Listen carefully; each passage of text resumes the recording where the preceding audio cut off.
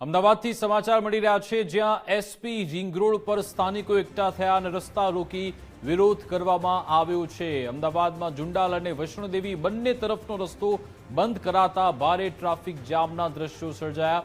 જુંડાલ નજીક હોટલ હિલ્લોક પાસે divider cut બંધ કરાતા અહીંયાથી પસાર થનારા રાહદારીઓ પરેશાન થઈ રહ્યા છે। સ્થાનિકો ખૂબ જ પરેશાન છે। તેવામાં સ્થાનિકોએ આજે રેલી યોજી હોટલ હિલ્લોક પાસે વિરોધ કર્યો હતો। છેલ્લા ઘણા સમયથી આ ડિવાઈડર કટને ખોલવા માટે માંગ થઈ રહી છે, ત્યારે આજે ફરી એકવાર હોટલ હિલ્લોક પાસે સ્થાનિકોએ રસ્તો રોકતા ભારે ટ્રાફિક જામના દ્રશ્યો સર્જાયા છે। જુંડાલ નજીક હોટલ હિલ્લોક પાસે ડિવાઈડર કટ બંધ કરાતા સ્થાનિકો વિરોધ કરી રહ્યા છે।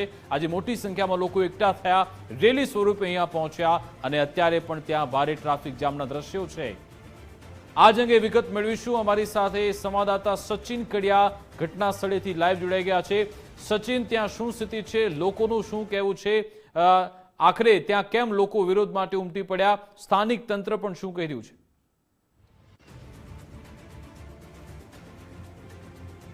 ચોક્કસથી ખાસ વાત કરીએ તો જે વૈષ્ણોદેવીથી જુંડાલ તરફ જવાનો હિલ્લોક હોટલ આવે છે, ત્યાં જુંડાલ પાસે એક કટ છે, ત્યાં ડિવાઈડર બંધ કરતા જે સ્થાનિક લોકો છે, એટલે કે ચાંદખેડા અને ખાસ આ વિસ્તારના જે સ્થાનિકો છે, ત્રાગડ વિસ્તારના, તે લોકોને 3 કિલોમીટર ફરીને જવું પડે છે। એટલે કે દ્વિચક્રી વાહન ચાલકો તો ગરનાળા નીચેથી નીકળી જાય છે, પણ 4 વ્હીલર લઈને જવું હોય તો 3 કિલોમીટર ફરીને જવું પડે છે। આ જ કારણે લોકોએ સ્થાનિકોએ હોબાળો કર્યો હતો અને જેને ત્યારબાદ પોલીસ આવી હતી ને પોલીસ આવ્યા બાદ અત્યારે હાલ જે છે તે ટ્રાફિક જામના દ્રશ્યો સર્જાયા હતા, પરંતુ પોલીસ જે રીતે કામ કરી રહી છે તે બાદ અત્યારે હાલ ટ્રાફિક હળવું થયું છે। સર, શું ઘટના બની હતી? કેટલા લોકો વિરોધ કરતા હતા અને અત્યારે હાલ રસ્તાની પરિસ્થિતિ કેવી છે?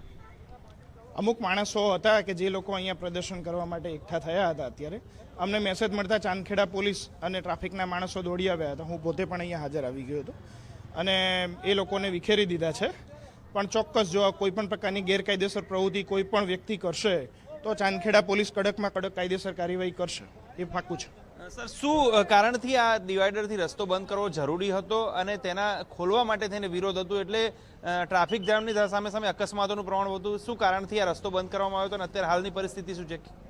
ટ્રાફિકનો વિષય છે, એના વિશે મને વધારે માહિતી નથી। ટ્રાફિક જ આપને વધારે સારી રીતે જણાવી શકે તેમ છે અને જ્યાં સુધી હું એના માટે રિસ્પોન્સિબલ છું કે કોઈ પણ રહીશો અહીંયા ગેરકાયદેસર પ્રવૃત્તિ કરશે, વાહનોને રોકશે કે પછી કોઈ તોડફોડ કરશે તો ચોક્કસ એમના વિરુદ્ધમાં હું કાયદેસર કાર્યવાહી કરવા માટે બંધાયેલો છું। ચોક્કસથી તો સતત 2 દિવસથી ત્રાગડ અને ખાસ ચાંદખેડાના જે રહીશો છે તે અહીં સ્થાનિકો આ રોડ અને ડિવાઈડરનો જે રસ્તો છે તે બંધ કરતા, કટ બંધ કરતા 3 કિલોમીટર ફરીને જવું હતું, જેને લઈને જવું પડતું હતું, જેને લઈને આ લોકોએ જે ખાસ કરીને વિરોધ પ્રદર્શન કર્યું હતું, પરંતુ પોલીસે અન્ય લોકો પરેશાન ના થાય, ટ્રાફિક જામના 1-1 કિલોમીટર સુધી દ્રશ્યો જે અત્યારે સામે આવ્યા હતા અને સાથે લોકો પરેશાન ના થાય માટે તે માટે પોલીસ બંદોબસ્ત ગોઠવાયો હતો અને જે પણ જે ગેરકાયદેસર પ્રવૃત્તિ કરશે અથવા તો આવી રીતે ટ્રાફિક જામ કરવાની કોશિશ કરશે તેની સામે પોલીસ હાલ કાર્યવાહી કરશે તેવી સ્પષ્ટ સૂચના આપી છે।